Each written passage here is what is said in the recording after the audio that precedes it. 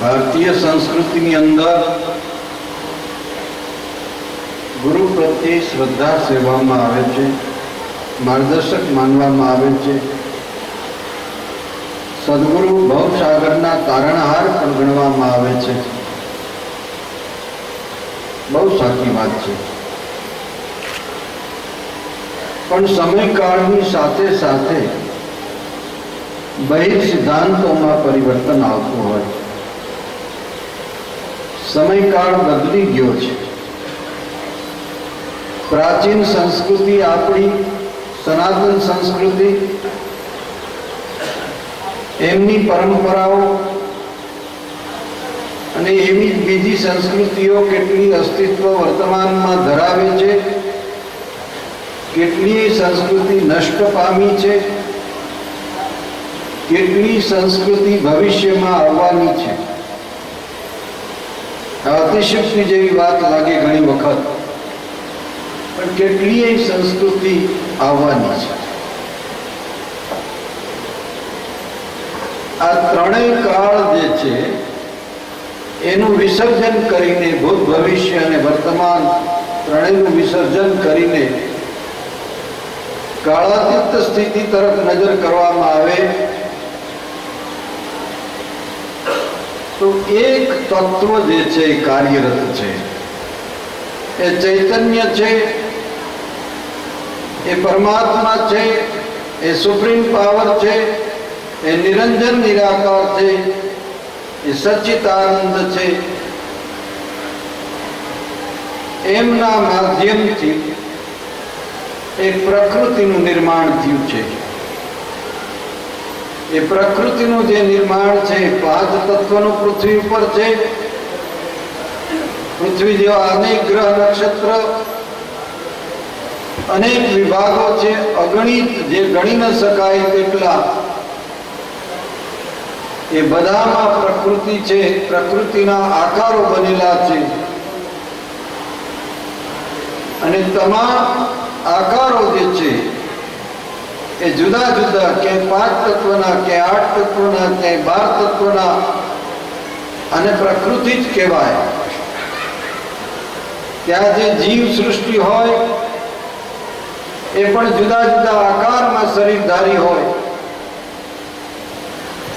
ટૂંકમાં કહીએ તો એક આધ્યાત્મિક મૂડી, બીજી એક ભૌતિક મૂડી.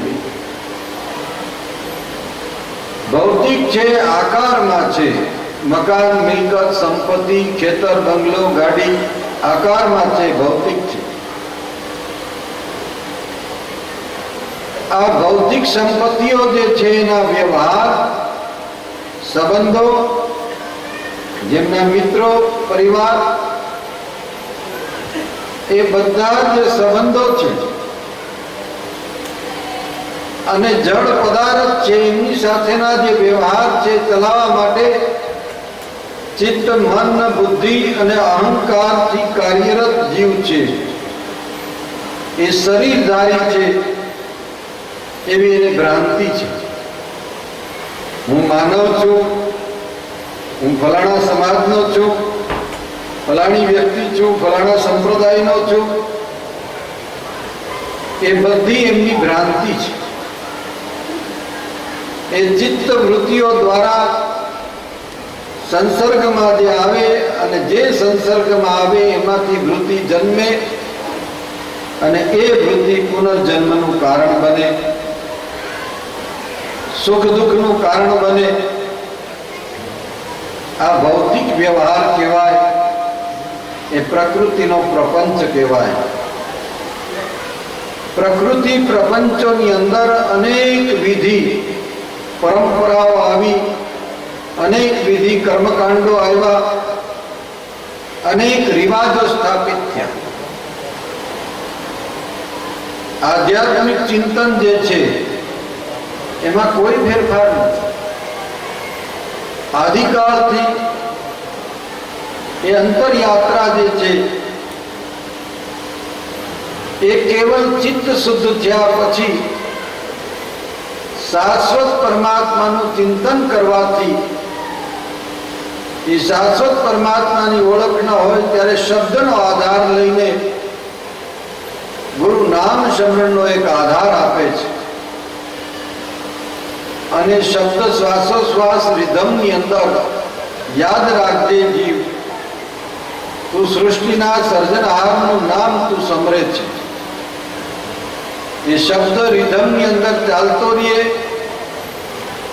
રાત દિવસ જેવી રીતે પનિયારી પાણીના બેડા ઉપર સુરતા રાખતી હોય એમ એના ઉપર સુરતા રાખવામાં આવે.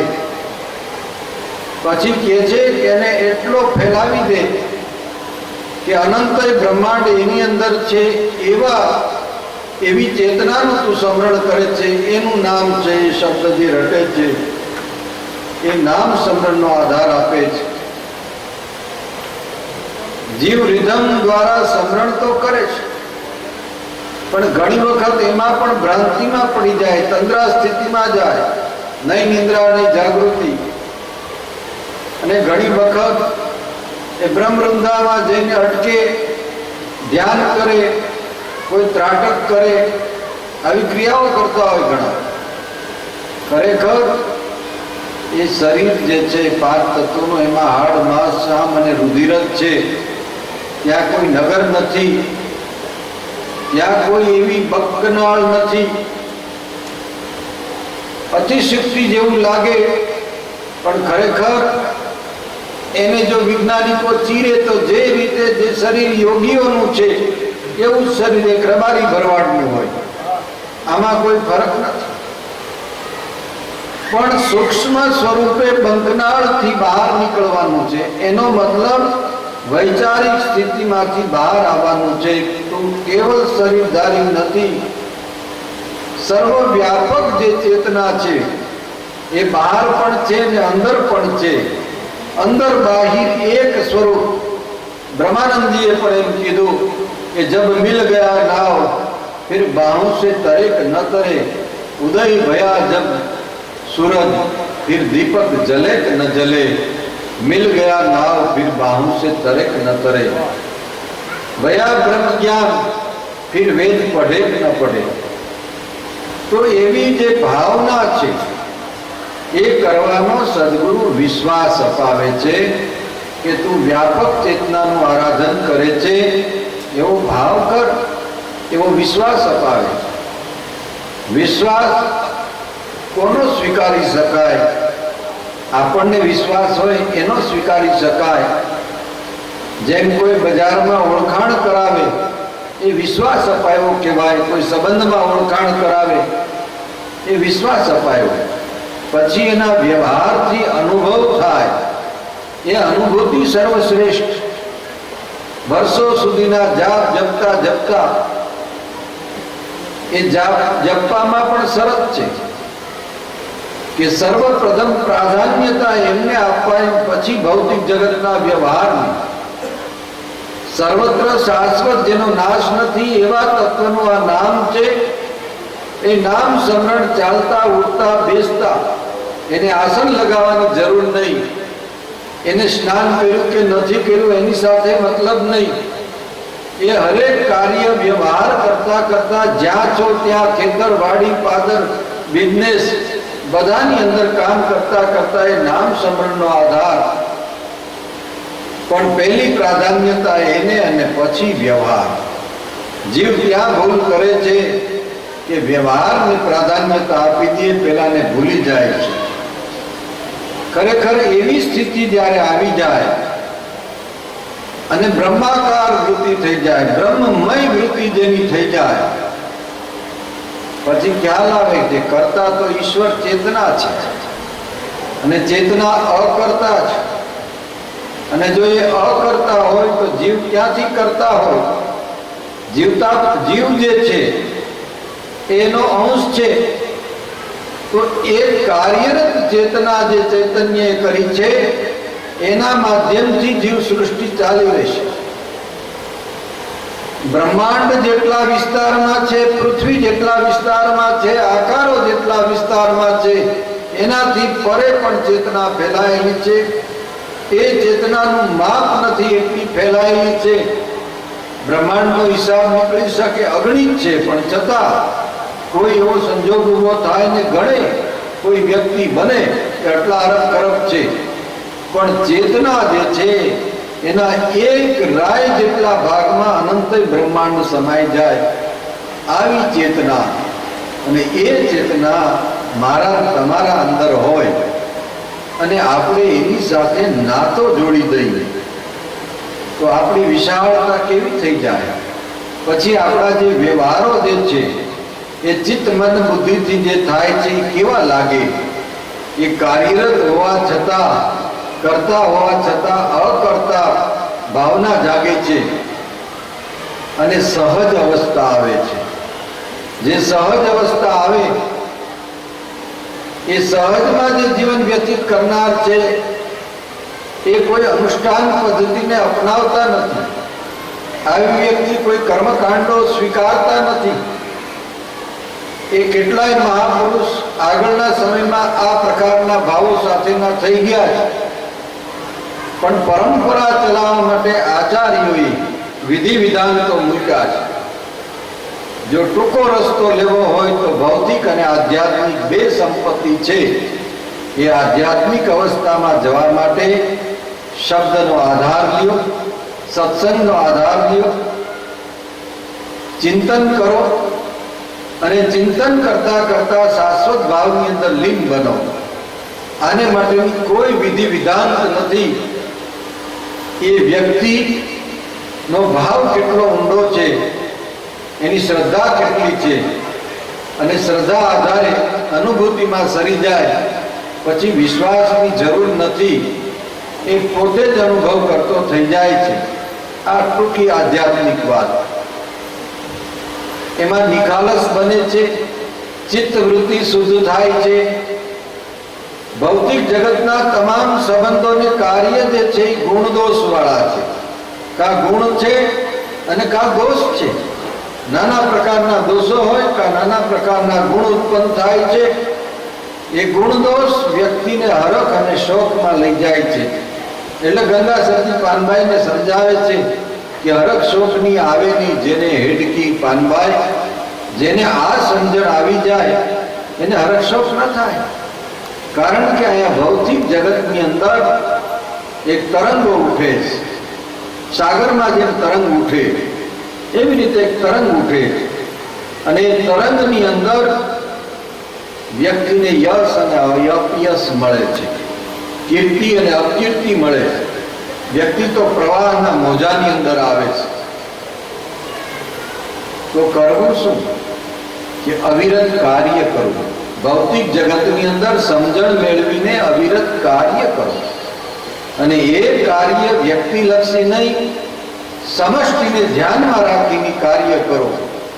કેવલ મારા માટે જ નહીં, પણ પશુ પક્ષી પ્રાણી વનસ્પતિ અને જીવ સૃષ્ટિને ધ્યાનમાં રાખીને કાર્ય કરો. અવિરત કાર્ય કરતા રહ્યો. કાર્ય કરતા કરતા જે પ્રવાહ આવશે એ પ્રવાહમાંથી પસાર થવું જ જોશે. તમે ધર્માચાર્યો કે રાજકીય ક્ષેત્રના આગેવાનોને લ્યો, એના જીવનની અંદર સતત કાર્યશીલ જે લોકો રહ્યા છે એના પ્રવાહો પણ બદલાતા રહ્યા છે.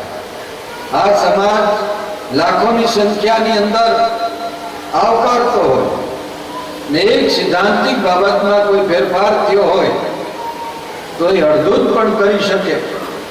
જેને લાખો લોકો આવકારવા તૈયાર હોય એને જાકારો પણ આપી શકે. એટલે આ પ્રવાહની અંદર રૂકાવટ કરવાને બદલે સમષ્ટિને ધ્યાનમાં રાખીને કાર્ય અવિરત કરતું રહેવું જોઈએ. એ કાર્ય કરનારો માણસ અને સાથે સાથે નામ સ્મરણનો આધાર લઈ શ્વાસોશ્વાસ રિધમમાં શાશ્વત ભાવના કર્મકાંડોને છોડીને કેવલ શાશ્વત ભાવનામાં લીન બને તો મને લાગે સોનામાં સુગંધ છે. તમારો કોઈ જગ્યાએ સમય જે છે એ બરબાદ નહીં થાય. માત્ર તમે લક્ષ્ય ઉપર જતા રહેશો કે તમારે શું કરવું છે આધ્યાત્મિકતામાં અને તમારે શું કરવું છે ભૌતિક જગતની અંદર.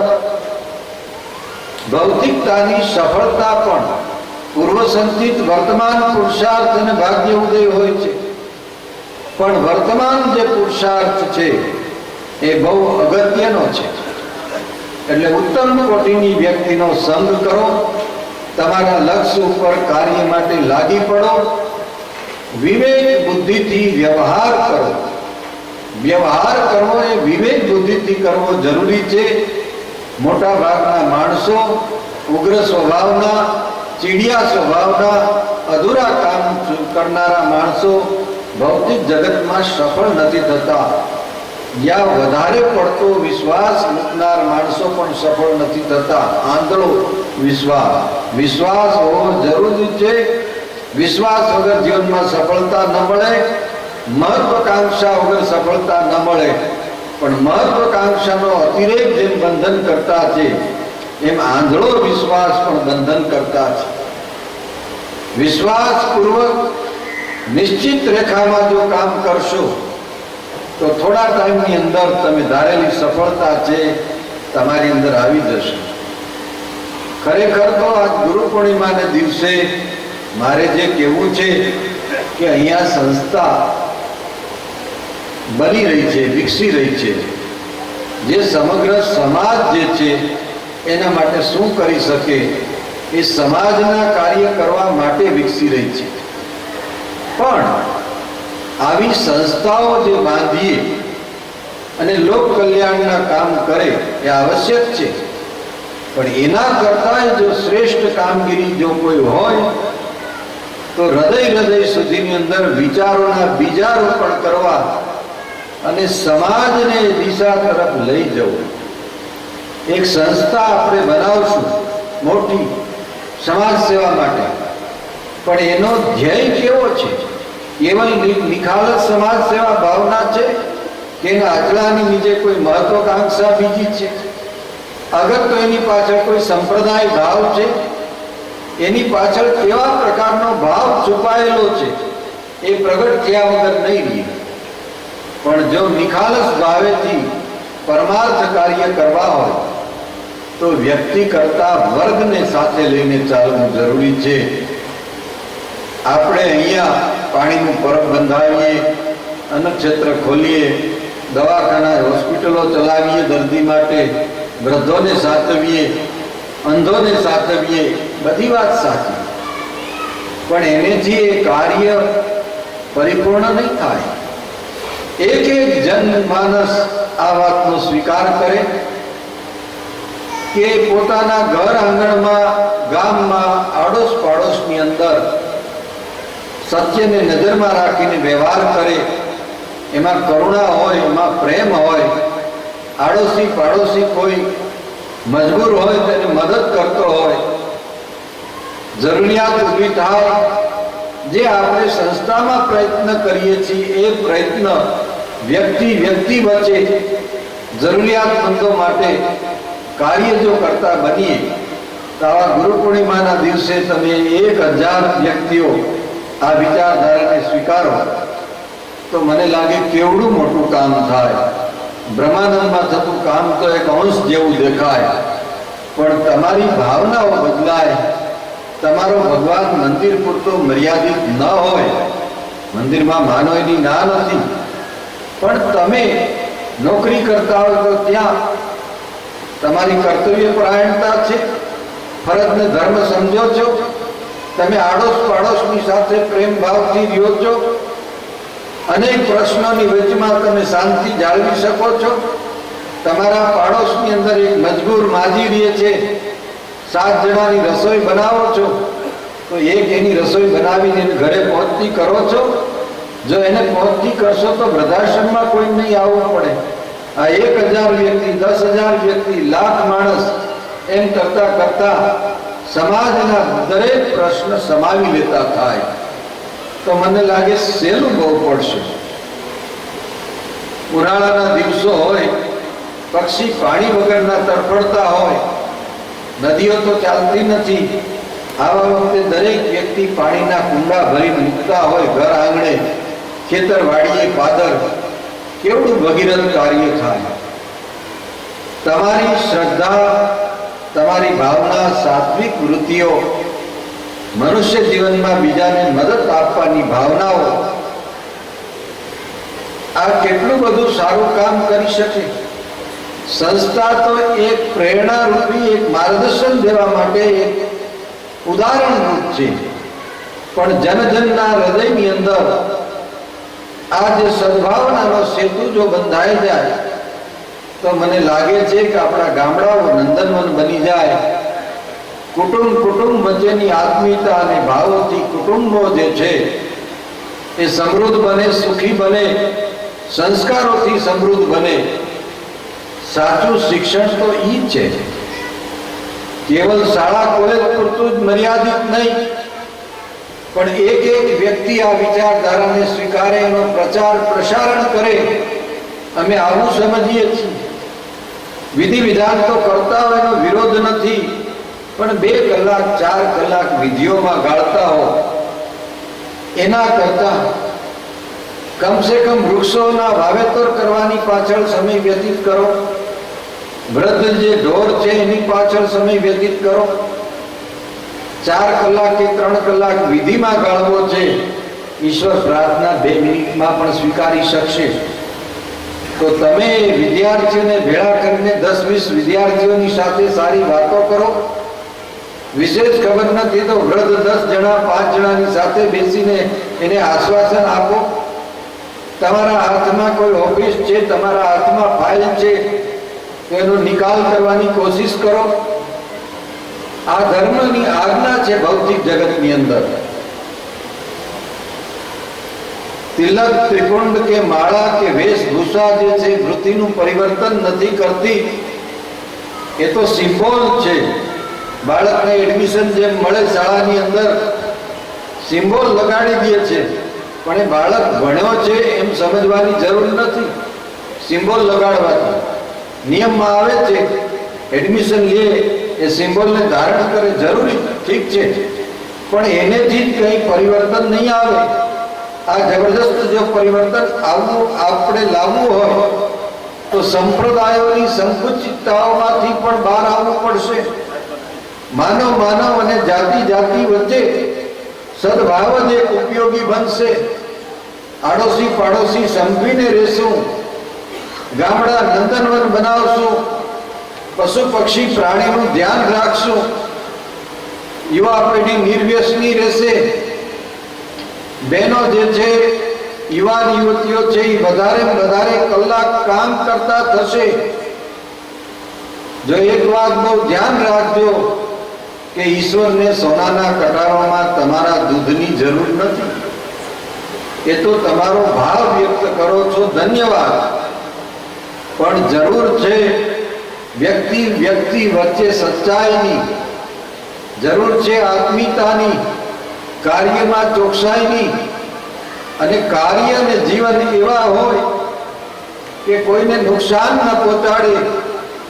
તમારી વાણીથી, તમારા વર્તનથી, તમારા વ્યવહારથી કોઈ પણ વ્યક્તિને નુકસાન ન પહોંચે. ભલે તમે સફેદ કપડાં પહેર્યા હોય કે પેન્ટ શૂટ પહેર્યું હોય, તમે કપડાં કેવા પહેર્યા છે એની સાથે મતલબ નથી, પણ તમારી ચિત્ત વૃત્તિ કેવી છે, તમારી ભાવનાઓ તરફ તમે કેવી ફેલાવો છો એની સાથે ખૂબ સંબંધ છે. મને લાગે છે એક સાંપ્રદાયિક યુગની અંદર વર્ગ વિધિ વિધાન પાછળ ચાલ્યો ગયો, પોતાની જવાબદારીને ફરજથી ચલિત થતો જાય. જે માણસ પોતાની ફરજો ચૂકીને ધાર્મિકતાને નામે બેસી જાય, ખરેખર તો આને પલાયનવાદ જ કહેવાય. બહુ હૃદયની અંદર વેદના પણ થાય કે ક્યારે આ સમજશે યુવાન અને આ યુવતીઓ ક્યારે સમજશે, નકર સ્થિતિ શું છે એને સમજશે ક્યારે. ઘણી વખત આપણે એવી માન્યતાઓની અંદર રોકાઈ ગયા હોય કે માન્યતાઓ આપણો આધાર બની ગયો હોય. કેવલ એક વિશ્વવ્યાપી ચેતના પરિભ્રમ પરમાત્મા અને એક પ્રકૃતિના માધ્યમથી આ જગતનું સંચાલન ચાલે છે. એમની અનેક ઉર્જાઓ છે.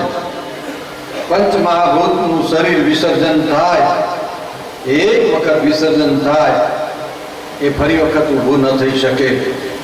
ચમત્કારિક જગતની માન્યતાઓ, શ્રદ્ધાની માન્યતા જે હોય તે પણ એક વખત સાયન્સ એમ કહે છે કે એક શરીરને જલાવી દો તો એ શરીર બીજી વખત ઊભું ન થાય. એને બદલે ચમત્કારિક જગતમાં ધર્મના ઓઠા નીચે આપણે કેવી વાતો ફેલાવતા હોય છે.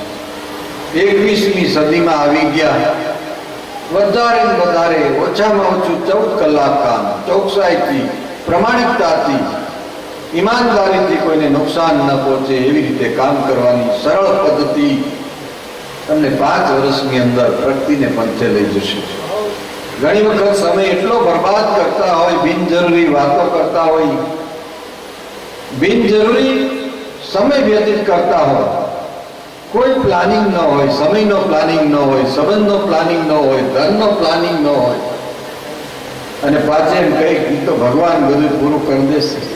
ના નથી, ઈશ્વર કરે, પણ જો તમે પ્રયત્ન કરશો તો જ ઈશ્વર તમને મદદ કરશે. નહીં તો તમારી ઉંમર વધારવા સિવાય ઈશ્વરને કાંઈ તમને દેવું નથી. તમારી ઉંમર જ વધશે, પણ તમે જો એક ડગલું પ્રકાશ હાથમાં બેટરી લઈને ફેલાવશો તો ઈશ્વર તમને બીજા ડગલાની તાકાત આપશે. તમે પ્રયત્ન કરશો, ઈશ્વર મદદ કરશે. તમારા વ્યક્તિગત જીવન માટે પ્રયત્ન કરશો, ઈશ્વર તમને મદદ આપશે. તમે સમષ્ટિ માટે કામ કરશો તો ઈશ્વરની તમામ ચેતનાઓ તમને મદદ કરશે, એમની તમામ ઉર્જાઓ મદદ કરશે. વ્યક્તિગત કાર્ય કરતા સમષ્ટિને ધ્યાનમાં રાખીને કામ કરશો તો બહુ મદદ મળશે. ખાસ બીજી વાત ઉપર ભાર મૂકો કે સમષ્ટિને ધ્યાનમાં રાખીને માનવીએ વ્યવહાર કરવો જોઈએ.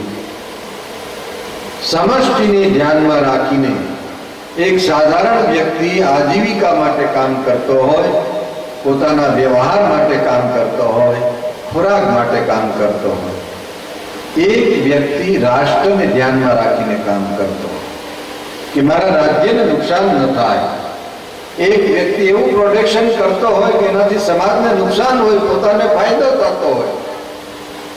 આખરે વ્યક્તિલક્ષી છે, સમગ્ર રાષ્ટ્રને ધ્યાનમાં રાખીને કામ કરે, રાષ્ટ્રપ્રેમી છે. પણ સમગ્ર સૃષ્ટિને ધ્યાનમાં રાખીને જે કામ કરે એ તો બ્રહ્મનિષ્ઠ છે. બ્રહ્મનિષ્ઠ છે. સમસ્ત સૃષ્ટિને ધ્યાનમાં રાખીને કામ કરે એ બ્રહ્મનિષ્ઠ છે. કારણ કે એને દરેક આકારમાં એક જ પોતાનો ઈષ્ટદેવ જણાય છે. એટલે કોની સાથે એ વ્યવહારની ભૂલો કરે, જ્યાં જ્યાં જુએ ત્યાં ત્યાં સત્ય નજર સામે છે, સત્ય સાક્ષીવત છે. સવાલ છે હક અને અણહકનો. હક કોણ છે ને અણહક શું છે એને સમજવાનો પણ માનવીય પ્રયત્ન કરવો જોઈએ. એને બદલે દમ આડંબર ઉપર વ્યા ગયા. અમારા બાપુ તો કોઈ દી કાંઈ જમતા જ નથી. પ્રકૃતિનો નિયમ છે, એને ખોરાક લેવો જોઈએ, દૂધ લેશે, ફળ લેશે, કાંઈક તો લેશે. અમારા બાપુ ઊંઘતા જ નથી. દ્વારા વ્યક્તિ સુવિધા પ્રાપ્ત કરે. ઓપરેશન થિયેટરમાં જાઓ, ડોક્ટરને પૂછું કે આને દર્દ નહીં થાય? ના, આમ ચેકો માર્યો જ બાપુ, દર્દ નહીં થાય, ઇન્જેક્શન મારી દીધું છે. પેલા એક કાંટો વાગે ચોમાસામાં તો ચોથે ઘેરે રાડો પાડતો હોય એમ સાંભળાતું, આટલી રાડો પાડતા. એને બદલે સુવિધાઓ કેટલી આવી છે.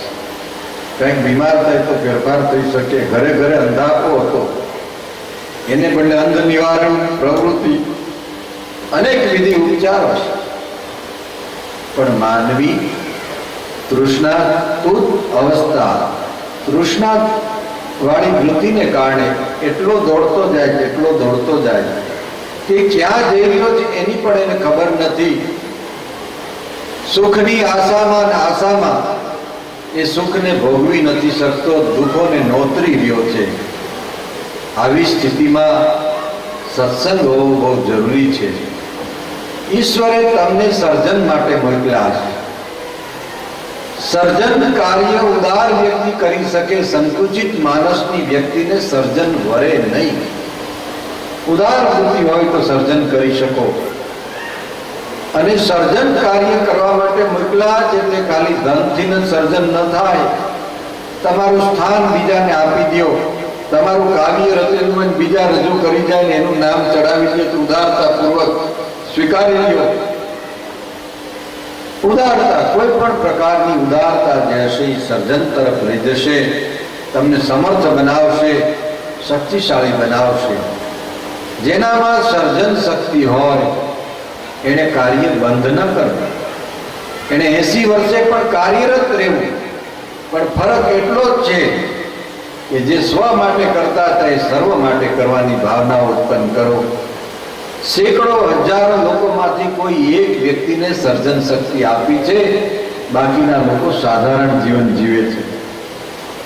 એટલે સર્જનતાને પ્રાધાન્યતા આપો. બીજાના દોષ જોનાર માણસ સર્જન નહીં કરી શકે. બીજાના દોષો જોવાનું જ્યારે બંધ કરશે ત્યારે વ્યક્તિ પોતે દર્શની બની જાય. જે બીજાના દોષ જોવાનું બંધ કરી દે એ માણસ દર્શન કરવા લાયક બની જાય. તમે શક્તિનો ભંડાર છો. તમારી પાસે અસાધારણ શક્તિઓ પડી છે, સુષુપ્ત અવસ્થામાં પડી છે. રાગ, દ્વેષ, ઈર્ષા, અહંકારોમાંથી મુક્ત થઈને કેવલ નિર્મળ ભાવે શાશ્વતની સાક્ષી દ્વારા વ્યવહારની શરૂઆત કરીએ. જે ગઈકાલ ભૂલ ભરેલું જીવન જીવે છે આજથી પરિવર્તન કરી શકે છે. કોઈ વ્યક્તિ માનવ શરીરધારી એવી ન હોય કે એના જીવનમાં ભૂલો ન થઈ હોય, પણ જ્યાંથી સમજણ મળે, જ્યાં દિવસે સદગુરુ મિલે તા દિવસે જીવન જાણ. જ્યારથી સમજણ રૂપી જ્ઞાનનો દીવો પ્રકાશિત થાય ત્યારથી જીવન જીવવાની શરૂઆત કરીએ. માનવ બનીને જીવવાનો પ્રયત્ન કરીએ. આત્મીયતાપૂર્વક મિલનસાર સ્વભાવથી જીવવાનો પ્રયત્ન કરીએ. સફળતાને બાળતા શીખીએ. જે જીવનની અંદર સફળતા જે પ્રાપ્ત થાય એ વહેલી તકે બાંટો અને વિગતથી બાંટજો. ઉડાવતા નહીં પણ વિગતવાર બાંટશો. તેમ તેમ કીર્તિ વધશે, તેમ સંપત્તિ વધશે, તેમ તમારું સ્થાન અને માન વધશે. પણ એક વખત ઉદાર બનીને બીજાને આવકારો. મિત્ર વચ્ચે, સંબંધી પાડોશી વચ્ચે મધુરા ભાવ પ્રેમ કેળવો. રાગ, દ્વેષ અને લાવારસ જેવી પરિસ્થિતિમાંથી બહાર આવીએ. ભૂલો થઈ હોય તો ક્ષમા ભાવનાઓ યાચીને એકાબીજા સાથે રહેવાનો પ્રયત્ન કરીએ. માનવ જીવનની સફળતા આધ્યાત્મિક સ્થિતિમાં શ્રદ્ધાપૂર્વક નામ સ્મરણ કરીને છેલ્લે શાશ્વત ભાવના તરફ જવું, વિધિ વિધાનોમાંથી બહાર આવીને એ સરળ બનશે. ચિત્ત શુદ્ધ હોવું, નિખાલસતા હોવી, ઉત્તમ કોટીના ગુણ હોવા એ આધ્યાત્મિક માટે જરૂર છે. બધા કરતા નિખાલસ ભાવનાઓ બહુ જરૂરી છે. ચેતના એટલી વિશાળ છે, ગમે ત્યાંથી તમને માર્ગદર્શન આપી દેશે. ભૌતિક જગતની અંદર લક્ષ્ય પ્રાપ્ત કરીને કાર્યનો આરંભ કરો.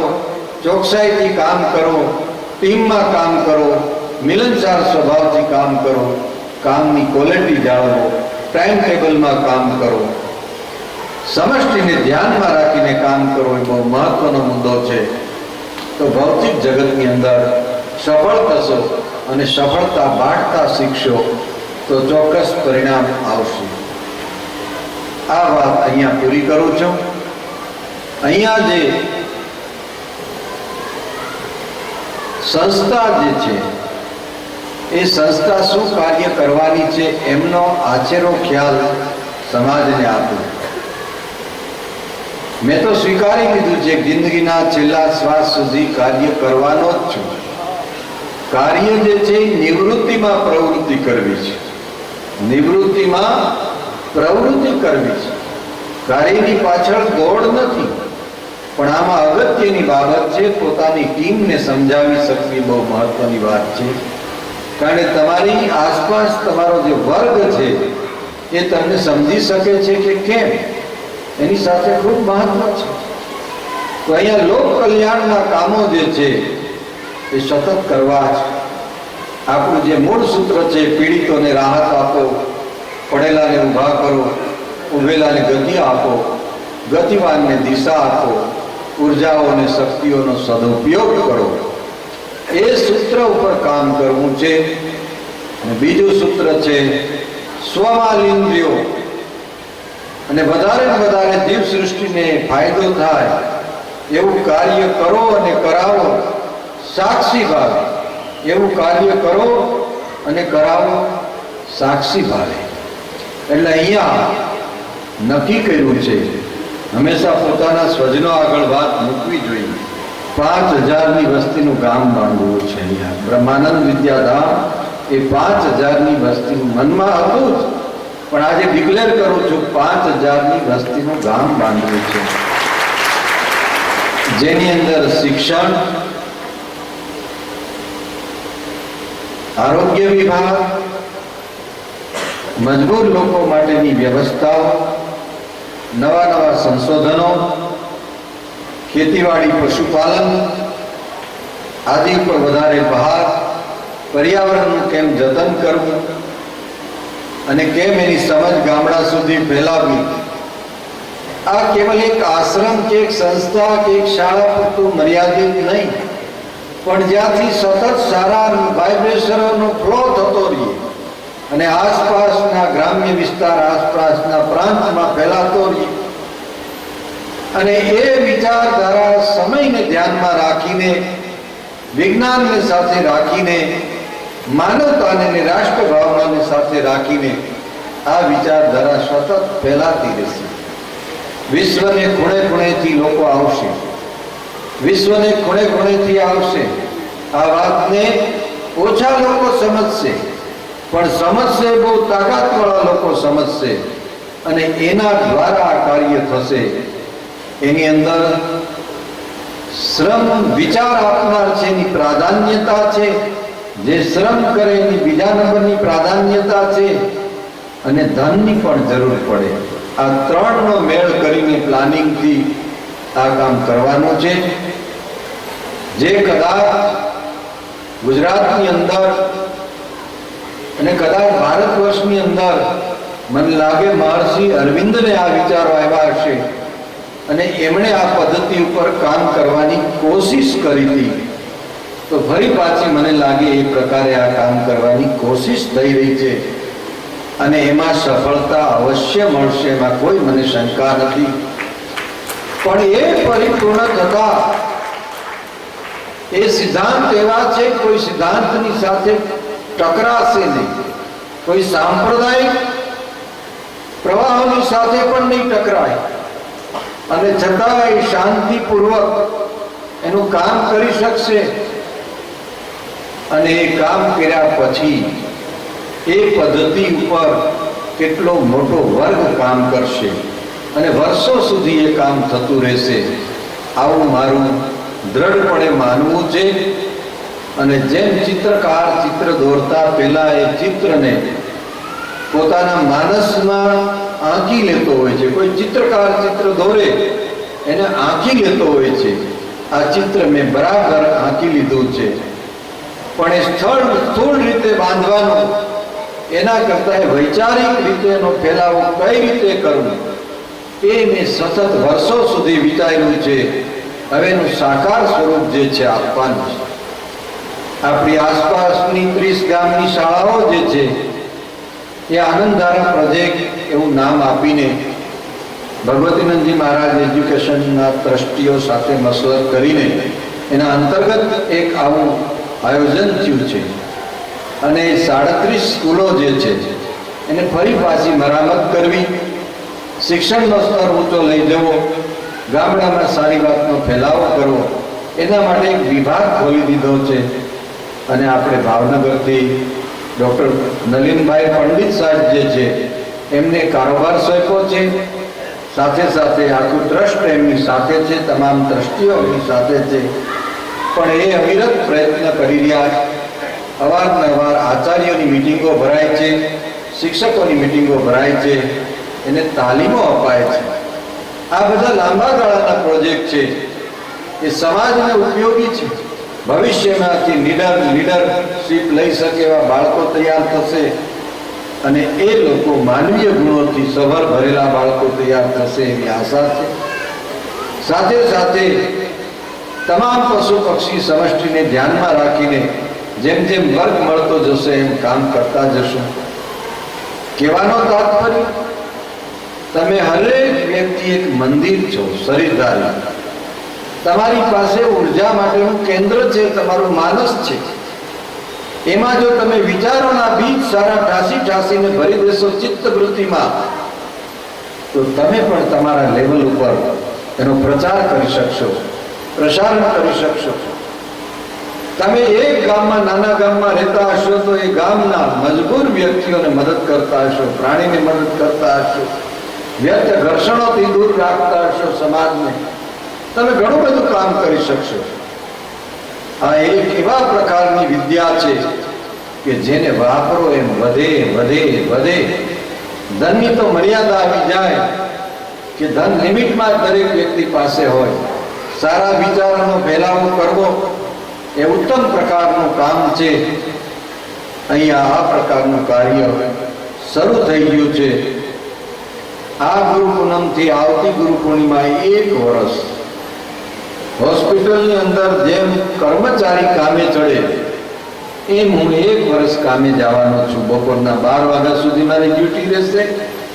અપાત્રુપ જેમ રજામાં જેમ ક્યાંક ફંક્શનમાં જાઉં ત્યારે હું રજા રાખીશ.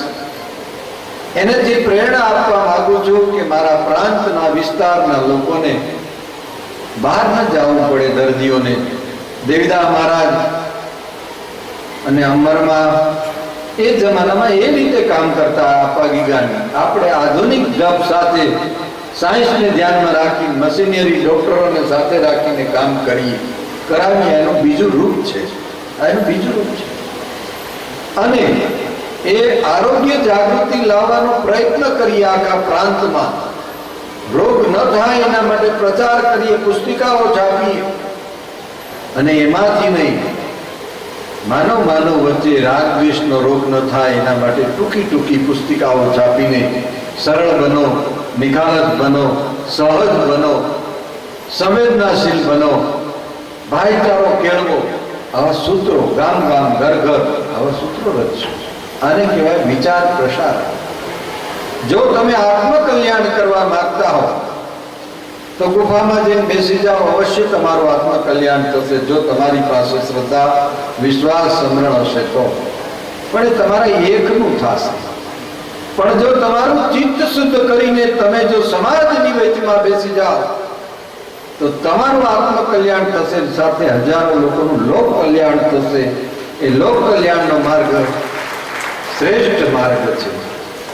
આ રાષ્ટ્રને જરૂર છે આવા પ્રકારની પ્રેરણાઓનો, જે સમૂહ વૃંદ હોય સાચી દિશામાં જાય અને એકાબીજાને ઉપયોગી બને. મને લાગે છે કે હવે સમય નથી કે જેની અંદર શિલ્પની પાછળ અબજો રૂપિયા વાપરીએ. હવે તો વિદ્યાર્થીઓને, દર્દીઓને, મજબૂરોને, રાષ્ટ્રના કિસાનને, રાષ્ટ્રની સરહદ અને સીમા જે હોય એમના પણ ઝઘડા ના આવે અને વિશ્વના લોકો આપસમાં તામસતાનો ભોગ ન બને. તામસતાથી કોઈ દિવસ શાંતિ સ્થાપિત ન થાય. ઇઝરાયલમાં, ઈરાકમાં જે ઘટના બની હોય દુઃખદ છે, એનું દુઃખ થાય છે. પણ મને લાગે એનું નાનું રૂપ આપણા પાડોશમાં કે ગામમાં કે ઘરમાં ન થાય. એના માટે આપણે બહુ સાવધાન રહીએ. નાની એવી બાબતમાં આપણે ખો દઈ દઈ, મીણ કહી દઈ, સાઈડ ઉપરથી નીકળી જાય. મને લાગે ભજનમાં કોઈ ગાતું હતું, કોણ ખબર નથી, પહેલા મેં સાંભળેલું કે જે સહન કરે એને ખોવાનું કઈ આવતું નથી. જે સહન કરે છે એને ખોવાનું નથી આવતું. વળી મારી તમારી વચ્ચે એક ચૈતન્ય તત્વ જે છે એ હંમેશા જમા ઉધાર કર્યા કરે છે. ખાનગીમાં પણ જે કર્મ કર્યા એ બાદ નથી થતા. એ ચૈતન્ય સાક્ષી છે. જેને ઉજળું ભવિષ્ય જોતું હોય, ઉજ્જવળ જીવન જીવવું હોય, સતત સારા કામ કરો, સતત બધાનું ભલું ઈચ્છો, શુભ ચિંતન કરો, જે બુરું ઈચ્છે એનું પણ ભલું ઈચ્છો. એ ચેતના તમારા ભાગમાં મૂકી દેશે કે આણે આટલું સારું વિચાર્યું છે, આટલું સારું કર્યું છે. એ ચેતના તમને એ લેવલ ઉપર લઈ જશે. નાના નાના સત્કર્મ તમે મહાનતાના શિખર ઉપર લઈ જશે અને નાના નાના અનિષ્ટ કર્મ તમને ખીણમાં, રાક્ષસી વૃત્તિમાં ધકેલી દેશે. નક્કી કરો તમારે કઈ દિશા તરફ જવું છે. શુભ સંકલ્પ અને શરૂઆત આજથી કરો. મારા જીવનમાં રોજ સારા કામ કરીશ, રોજ સારા કામ કરીશ અને એ અહંકાર રહિત કરીશ. ઈશ્વરે મને આ કાર્ય માટે નિયમો છે એમ કરીને જો કરશો, આ રાષ્ટ્રને આવી વ્યક્તિની જરૂર છે, આવા નાગરિકોને આ વિશ્વની જરૂર છે. એને જરૂર નથી કે આનું નામ યુસુફ પાડો, રેવાશંકર પાડો. અતિશક્તિ પરિવાર થાય છે. આ જરૂર છે એક જાતિમાં, એક સમાજમાં, એક રાષ્ટ્રમાં ઉછરેલા કલ્ચરમાં વ્યક્તિ હોય. પણ જ્યારે આ વિશ્વનો નાગરિક એક સુપ્રીમ પાવરને માનતો થશે અને સમગ્ર વિશ્વને એક રાષ્ટ્ર માનતો થશે, આ સીમાઓ બોર્ડરો વીખી નાખશે. આ રાષ્ટ્રની બોર્ડરો વિખાઈ જશે જે સમયે. અને જે વખતે માનવી હિંસાનો માર્ગ નહીં પણ શાંતિનો માર્ગ અપનાવશે, ચિત્તવૃત્તિમાંથી પણ હિંસા એની ચાલી જશે, ત્યારે શાંતિનું સામ્રાજ્ય સ્થાપિત થશે. મુક્તિનો માર્ગ ત્યાં ખુલ્લો થાય છે. માનવદેહ દુર્લભ છે. આવી પળો કદાચ થોડા ઘણા પ્રાંત માટે આવી પણ હોઈ શકે, કોઈ સમયે કોઈ એવા વિચારકના માધ્યમથી આવી હોય અને એ મારા માનસમાં આવી હોય. પણ એ વાત નિર્વિવાદિત બહુ સ્પષ્ટ માનું છું કે આ નાની નાની બોર્ડરોએ માનવને એટલો છીછરો કરી દીધો છે. જાતિવાદ માથે, સંપ્રદાયવાદ માથે રાજકારણીઓ રાજકારણ ખેલતા થઈ ગયા. ધર્માચાર્યો જે છે એ પોતપોતાની ડગલી વગાડતા થઈ ગયા અને યુવાન પ્રમાદીને આળસુ થતો ગયો. કામચોરી દિન પ્રતિદિન વધતી ગઈ. દુઃખદ છે. એમાંથી બહાર આવીએ. સમગ્ર વિશ્વની અંદર એક રાષ્ટ્ર અને આધ્યાત્મિકતા એ જ ધર્મ, આધ્યાત્મિકતા એ જ શ્રેષ્ઠ અવસ્થા છે. એ મુદ્દા ઉપર અને ક્યારેય વાદ વિવાદ નહીં. કારણ કે દરેક વ્યક્તિને, અહીંયા તો કીટકે સ્વતંત્ર જીવે છે અને ગરુડ જેવું પક્ષી સ્વતંત્ર જીવે છે, હાથી સ્વતંત્ર જીવે છે. અહીંયા દરેક વ્યક્તિને સ્વતંત્ર જીવવાનો અધિકાર છે. પણ એ સ્વચ્છંદી ન બને ક્યારે, એ બહુ જરૂરી છે. વિશ્વનો પલટો તો જ્યારે થાય ત્યારે, પણ કમસે કમ આમના અમુક અંશો પણ જો સ્વીકારી લઈ તો આપણા ઘરમાં તો શાંતિ સ્થાપિત થઈ જાય, આપણા ગામમાં સ્થાપિત થઈ જાય. આવો આજથી આપણે બ્રહ્માનંદ ધામની અંદર આ શરૂઆત કરીએ છીએ અને વિચારો તમારા માનસની અંદર સ્વીકાર કરીને એનો ફેલાવો કરવાનું કામ કરજો. આટલી વાત કહી મારી વાતને પૂરી કરું. પરમાત્મા આધ્યાત્મિક ભૌતિક તમને સુખી કરે, સમજણ આપે, આપણે બધાને સમજણ આપે. આપણે બધા મૈત્રી ભાવે હળીમળીને કામ કરીએ, રચનાત્મક કામો કરીએ અને સર્જન સમષ્ટિને ધ્યાનમાં રાખીને કરીએ. હરિઓમ હરિઓમ.